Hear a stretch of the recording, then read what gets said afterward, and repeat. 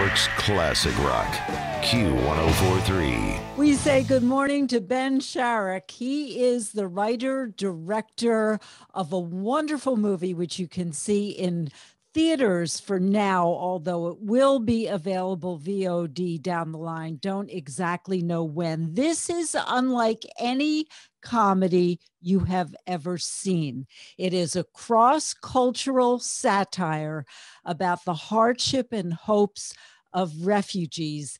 And it's really from the perspective of the refugees. So welcome, Ben. What a different movie, and just an enlightening movie. First of all, congratulations, because you were nominated for 2 BAFTAs, including Best Film and an award for you as a new director.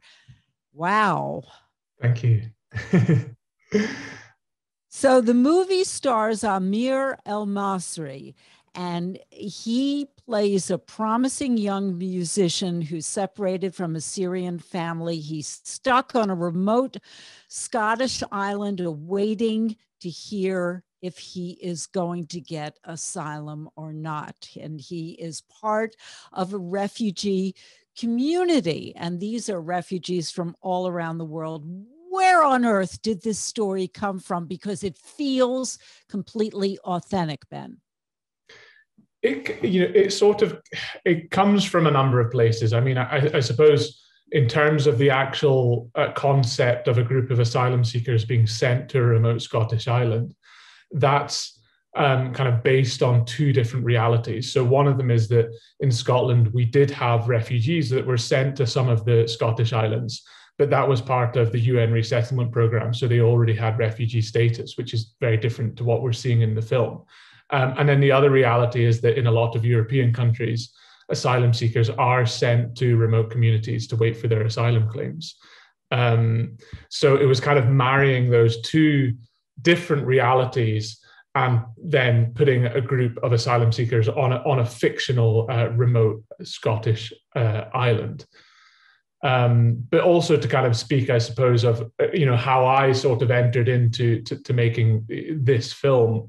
That really is something that goes back many years to the point where I was doing my undergraduate degree, which was in Arabic and politics. And as part of that, I spent time living in Syria, living in Damascus. And this was just the year before the civil war started.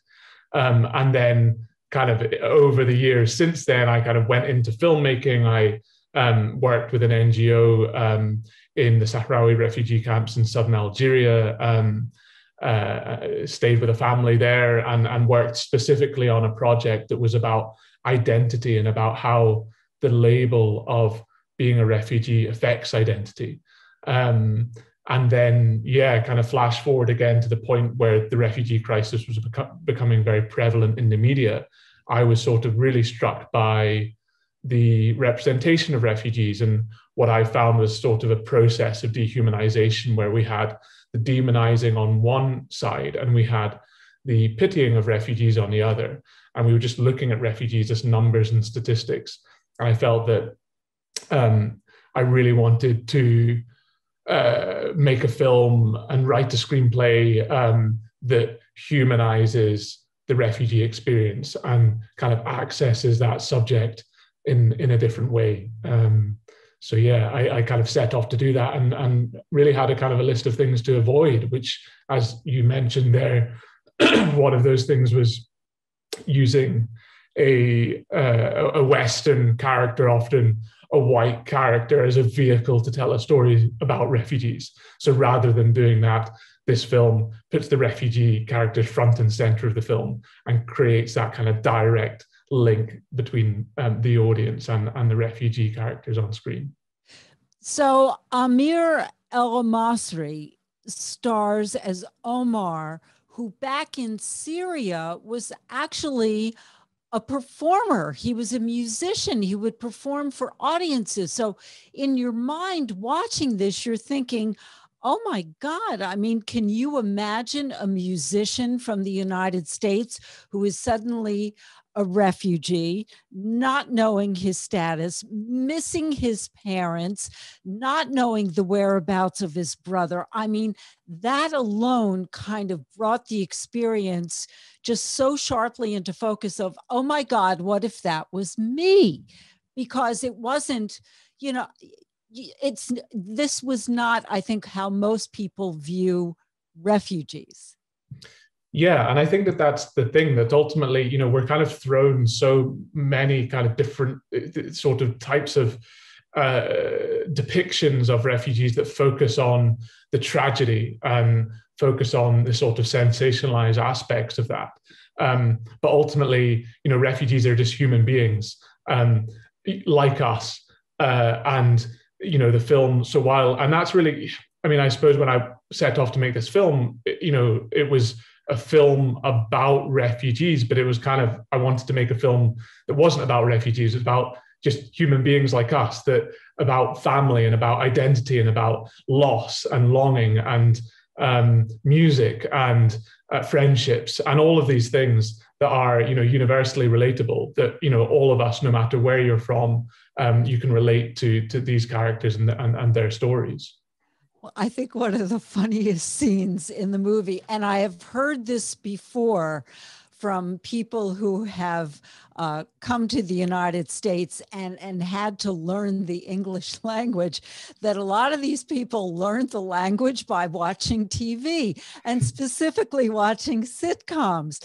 So you have one refugee from Ghana and another refugee from Nigeria, and they're watching Friends.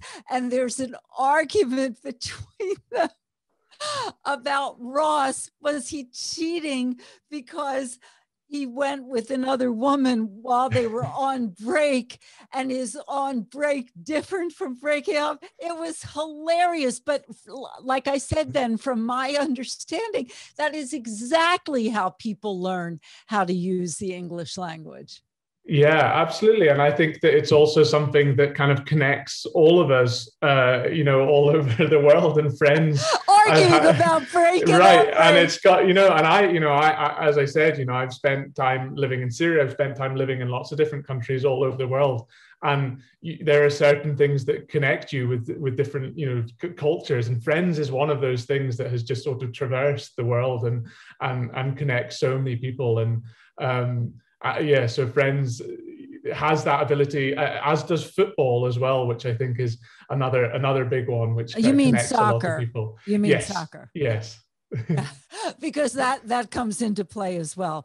I'm speaking with Ben Sharrock. He is the writer director of the cross-cultural satire called Limbo. You can see it in movie theaters now, and it will be available down the road on VOD. It stars Amir El Masri as a promising young musician who's from Syria, and he is stuck on a Scottish island awaiting word of whether he gets his request for asylum. Tell us about the star of your movie Limbo, Amir El Masri. Yeah, I mean, he's just such an amazing talent who really carries, the weight of this film and the subject that it's dealing with on his shoulders. We went through a kind of very rigorous audition process where we went on a kind of worldwide search to find the actor that would play Omar. And actually, I ended up finding an image of Amir online, and I was immediately kind of struck by this image of him, and ended up sort of going to bed that night and dreaming of him in the role of Omar. And then, we brought him into the audition process, and he was just amazing from the very beginning. And he was just a pleasure to work with, and he committed so much to this role as well. I mean, we did shoot on a real remote Scottish island, which was beautiful, by the way, absolutely beautiful. Yeah, incredible place, which, there's a film has never been made there before. So it's kind of these, incredible images of this environment that hasn't been seen on film before. And Amir, it was freezing cold. It was, gale force winds. We were all being lashed by the wind and the rain, but we all had sort of, technical clothing on, and we could wrap up warm. But Amir was there in Omar's blue coat, and he learned the oud for the role as well, and spent some months learning how to play the oud, and also committed himself to the Syrian dialect in Arabic as well. Which is very different from his own Egyptian dialect. That was my next question. Where is he from, and what does he do? I mean, I assume he's an actor. Yes, so he's a British Egyptian actor, and yes, so we sort of went through that kind of traditional audition process and found him in that way. There was another funny scene. His best friend, another refugee, just has this thing for Queen, but specifically Freddie Mercury, and says, "See, I even look like him. Look at the mustache." And again, you're showing just the universal language and the power of music. And I don't even think, I think it would be a surprise to the cast of Friends. And, we're awaiting the HBO, they're doing a reboot. And everybody's looking forward to that. But, I have to wonder to myself, do they even know that this is part of an international, this cuts across, different nations, nationalities, ethnicities, that show. You have to wonder if they even know that, the power.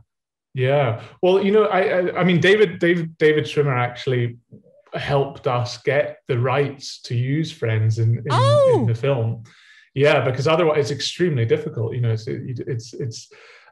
So we actually had the help of David Schwimmer to get us some of the clips and the rights to use that. So but I think it really is something that's incredible. I mean, I remember spending time in China as well, and meeting someone there who gave themselves the English name of Monica, and that was just from Friends, because she was a huge fan of Friends. So she wanted to call herself Monica, So it's.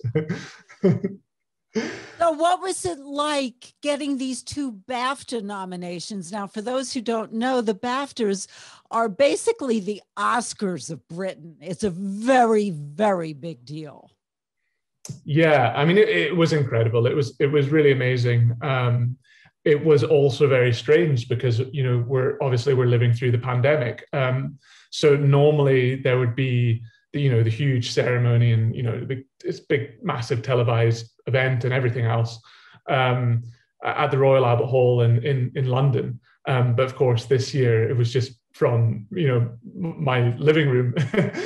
So, it was very strange. It was very surreal. And it's kind of, so it's kind of bittersweet, because you recognize that you're nominated for these huge awards, but at the same time, it doesn't entirely feel real, because you're just dressed up on Zoom at home, and then it passes, and you don't have the memory of being at the Royal Albert Hall, or the red carpet, or the party afterwards, or any of those things.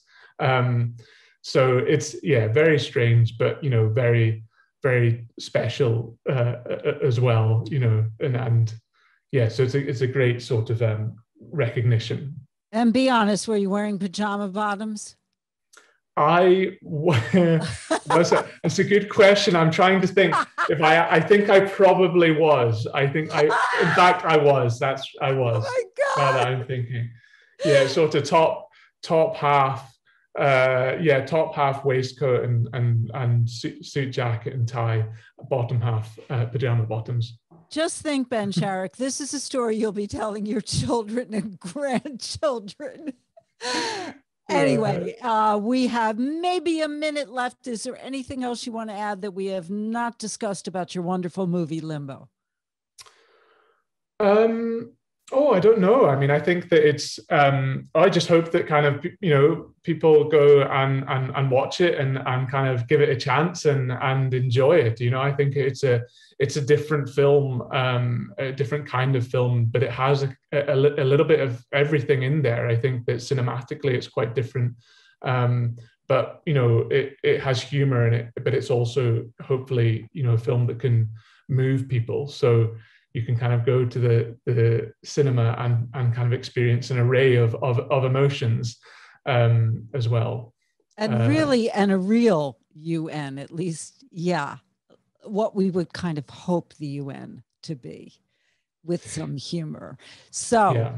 Limbo in theaters now. Look for it on VOD down the road. And coming up next, if you are looking to do a summer rental down the shore, time is running out. We'll be speaking with Dina Craher. She is a realtor with Remax in Asbury Park, and also talking about the red hot housing market down the shore and the reasons why. Next, Q104.3.